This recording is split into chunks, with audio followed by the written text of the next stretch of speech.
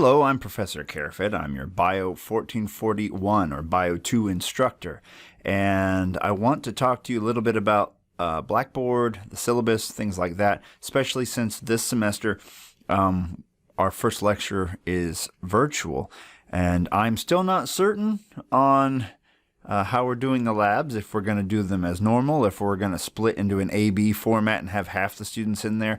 Right now the schedule is written as if we're meeting normally in lab, so we're going to stick to that until I hear more from higher up individuals at the university.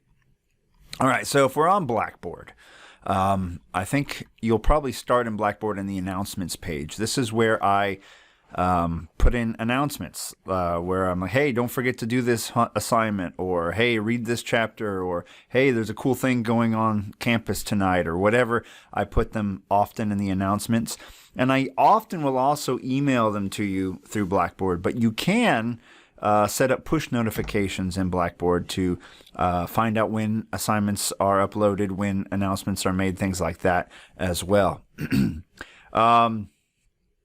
I'll come back to the syllabus in a moment. If you go to lecture, I have a folder created. Not every folder yet is filled out with stuff yet. Some of these are empty, but the top link here is a link just to lecture videos that I made a year or so ago when we were totally online. That way, if you want to recap some of what we talked about, you can do that. So that's available under lecture videos. We may cover slightly different topics or spend more time on some and less time on others than I did that semester, but they are good videos to help you get started. I put a little warning on here. I had a few students tell me a few of the videos were messed up. Not all of them, but a couple. So if you find one where the sound and the video aren't right, let me know so I can fix them, because I'm not going to go through all of those videos on my own to try to find ones that might be messed up. All right, so for week one, that is the first week of class, that first day when we only meet on Thursday, okay? That's week one. Intro is what I call it. If you click that folder, what you'll see is that there are several things listed to do. There's a video about me. There's a things to do list, so let's talk about that real quick. Read through the syllabus. Visit the lab website and bookmark it. So that's the lab website. You can get to it there. Fill out the student survey that I've already emailed you. Get signed up for Mastering Biology. Now you do that through Blackboard. You don't go to masteringbiology.com to sign up for Mastering. You do it through Blackboard. You'll go to Mastering in Blackboard and sign up for it there. Okay? And so you will not need a course code or anything like that. If you're trying to sign up and it says, hey, what's your course code? That means you're not at the right place. You have to get to it through Blackboard. Okay, read chapter 19. So that's the first chapter we'll be discussing the following week. Once you have created your mastering account, you're also going to create, or you're going to log into Live Response, which you should, the bookstore should have a code for that. You might be able to buy it online as well. There are two different links here depending on which section of my lecture you're in. If you're in the 9:25 a.m. lecture, you'll click here. 12:15, you'll click there and sign up for Live Response. This is a system that will allow us to use our cell phones or laptops or tablets, anything that connect to the internet, as a clicker in the classroom to get interactive responses from the class. It will count as part of your participation grade, assuming it all works. We're going to give it a go, okay? And then lastly, there's a syllabus quiz. So there's a link here to the syllabus and then a link here to the syllabus quiz, okay? So that's what you basically need to do to be ready for the following week. And then, of course, if you want to look at the items for the following week, you may certainly do that as well. You can check out week 2, Evolution by Natural Selection. There's a lot more stuff for week 2. It's a full week. And notice it goes all the way up through Evolution Quiz 2 for the following week. But bear in mind that to be ready for the stuff you're supposed to do for Tuesday only goes up to Evolution Quiz 1. Okay, so you should complete everything up through Evolution Quiz 1 before walking into class on the following Tuesday. Okay, So you're supposed to do that ahead of time. And there are due dates on these things that'll appear in your calendar and things like that. Okay? All right. So what else do we have in here? We have a link to live response, a link to mastering. We have a link to the lab website, a link to the calendar where you can see some of the due dates and things. Just to warn you, due dates in lab will be up to you to keep track of because I can't put different due dates on the different lab days. So if you have a Monday lab, your assignments are going to be due usually the following Monday. If you have a Thursday lab, your assignments will be due the following Thursday. I can't make due dates on the calendar for every individual lab. All right, so let's go ahead and go to the syllabus. And once again, this thing's subject to change, especially during a pandemic. So first of all, you're expected to comply with all masking guidelines put forth by the university. Okay, let me just make that clear. And second of all, I have, there are two different lecture sections on this syllabus. So some of you are in 925 lecture, some of you are in a 1215 lecture. There will be some slight differences between the two classes because the 925 lecture has some STEM residential college students in it, and we will have an additional assignment or two in that section. I have not added that to this version of the syllabus yet, but it may be on there by the time you read the syllabus. Okay, so this is a core course for majors. You need to have a grade of C or better in Bio 1 to take Bio 2. And you'll need to get a grade of C or better to take the next course, genetics. I am Professor Carafit, Professor Steve Carafit. You can see my pronouns there. My office is in Conway Center for Science, 205B, 205 Bravo. This is my current plan for my office hours. That might change. If it changes, I will update the online syllabus to fit those changes. And my email address is there. I also have an office phone number which you can look up, but it's on the university website, but I don't often answer it, and it doesn't have voicemail, so I would email me if you want to get a hold of me. All right, so this course is an introduction to evolution and organismal biology. We're going to try to be interactive as much as possible, so me asking you questions and things like that, maybe occasional group work, clicking in answers with clickers to keep you active, because sitting there staring at me for an hour is not a good way to learn. And so in order to help facilitate this, you need to be ready for class. So I have required videos to watch ahead of time, required readings and questions to answer, and quizzes, things like that you do before the lecture on the topic. That way you've been exposed to the content once, and then you can really get more out of lecture than you would if you were walking in cold with no idea what was happening. So you should spend 2 to 3 hours studying for every hour in lecture. So 6 to 9 hours a week studying for a course like this, if you want to do well in the course, like a B or an A. So kind of a map to how I think you should organize yourself. You'll have assignments, readings, and some videos that you'll watch. I won't always have videos, but I'm going to start us off with videos to get you into the habit. Active reading guide questions that you can fill out and do for an assignment. Then there'll be mastering and reading quizzes, things like that. And then once you've done those things, then you'll come to lecture. And then you'll be able to get more out of lecture, be able to participate in discussion. Whereas if you come into class without having done any of this stuff, you will have no idea what's happening, and you'll just have to stare at me while I talk for an hour and a half, and that's just not a good way to learn.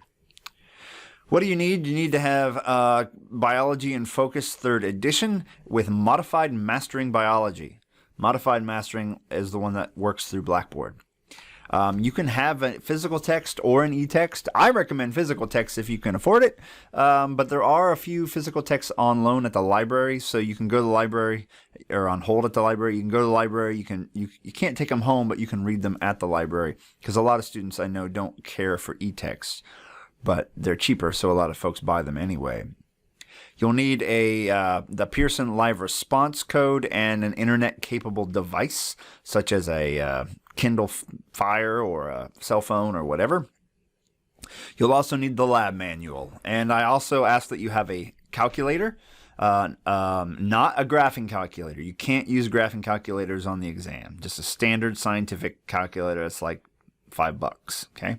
And, of course, a notebook for taking notes. I had several students in the past that I have looked out and I've seen them not taking notes. So I'm going to say that occasionally I might ask you to take a picture of your notes for an assignment. Show me what notes you took today, because you really need to be taking notes, and you should be taking them by hand whenever possible.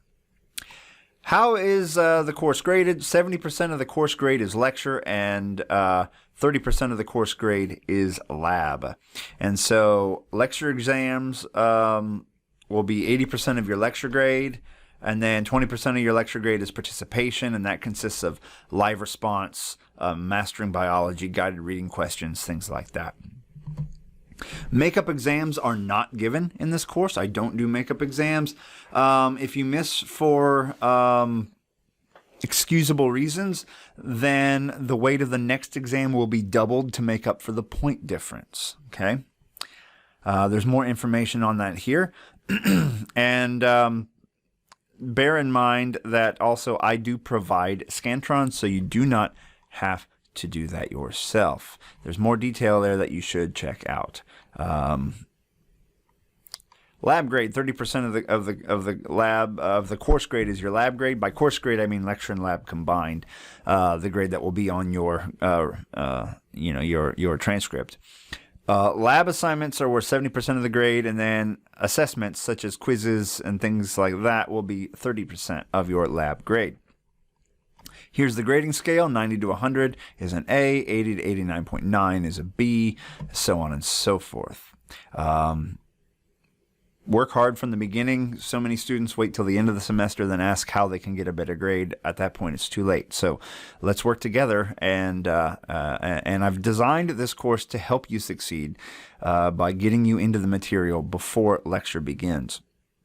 The final grade will reflect what you do in class. Don't count on any extra credit or curving to save your grade. There will be a few opportunities to earn a few extra points, like helping me with the state science fair in April, helping me set up tables, get things ready for that. There may be a few other small opportunities, but nothing that's going to make you go from a C to an A, right? But something that would help.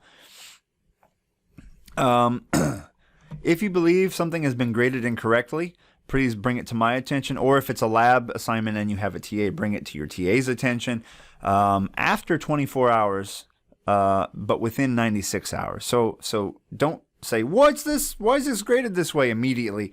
Sit on it, look at it, think about it. Then 24 hours later, you can bring it to our attention, but you must do so within 96 hours. Otherwise, the grade is permanent. I have some instructions on calculating your grade here. I think it's correct. We'll double check that as we go. Absences. So you don't want to miss class. And so if you're going to miss, please let me know. Typically, if you miss 4 or more lectures, you could be dropped. And if you miss 3 or more labs, you will be dropped from the course. There's an active reading guide on Blackboard. I will collect those periodically for credit. That's to help you get the most out of your reading. Technology. We're going to use technology in class to answer questions, but I don't advise you use them to take notes. And if I see you screwing around with technology in the class, then we'll have to put the technology away. All right, labs. You have to be there on time. There's often a quiz at the beginning of a lab. Please, if you're there more than 5 minutes late, or 5 or more minutes late, you cannot take the quiz. There's that information on attendance and being dropped if you miss too many labs, things like that. Usually it's not a problem, but sometimes students just don't come. Honor code. If you turn anything in, you are assenting to the statement, I have neither given nor received aid for this work, nor am I aware of anyone giving or receiving aid for this work. So you need to do your assignments on your own. So that means no CHEG, no partner doing lab reports with your friends, things like that. You have to do your own work, use your own brain, your own knowledge to do your assignments. And there's more information on all of that there. Office hours and email. If I don't reply to you within 48 hours, you're free to email me again. But don't expect me to email you back if you email me at 7 o'clock at night on a work day or something. I have a family life. I have a life at home. I won't be on my phone all night long. So I have an email policy here. I will endeavor to respond to you within 2 business days. Please include your course number, lab day, and time in your subject line so I can more easily address your question or concerns. Try to be somewhat professional. You know, our emails can be really short. Prof. Carafit, what do I have to do? Where do I turn this in? Or whatever. It doesn't have to be super formal, but not like, hey, dude, what's up? You know, let's treat each other with a little bit of respect there. Also, do not write to me asking for special grading treatment that is not offered to all students in the class. Like, can you raise my grade? That sort of thing. Emails that do not meet the above standards will likely not receive a response. All right, so there's some information here on the pandemic. If you miss and you're ill, I have a hard time keeping track. If I have 7 people out sick and then 7 more are out sick due to the pandemic, keeping track of who missed what. There's just no way I'm going to pull that off. So it's up to you to get a hold of me and ask what you need to do and to help me help you, okay? Be your own advocate here. Don't expect me to get a hold of you to make sure you're keeping up with things, because there might be several of you missing at once, making it very difficult for me to keep track of what's going on. There's information on academic integrity. Plagiarism is a big deal. Students often accidentally plagiarize when they write lab reports, so you want to pay attention to that. If you need an accommodation, please contact the Disability Support Center, Disability Services. There's information there. If you have any mental health issues like stressed out, depressed, anxious, have test anxiety, etc., contact the Counseling Center. Their information is here. They are free to help. Lots of people use it. Lots of people really like it. There's information on Title IX, so don't tolerate any kind of discrimination against you, and don't commit any type of discrimination or sexual misconduct, please. But if something happens, there's information on what to do about it. In case of emergency, there's a building emergency plan there for all buildings on campus.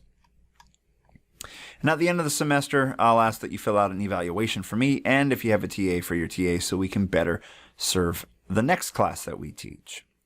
There are some important dates there as well. And then I have my attempt. I'm sure this won't be perfect. Once again, subject to change. An attempted calendar for the semester.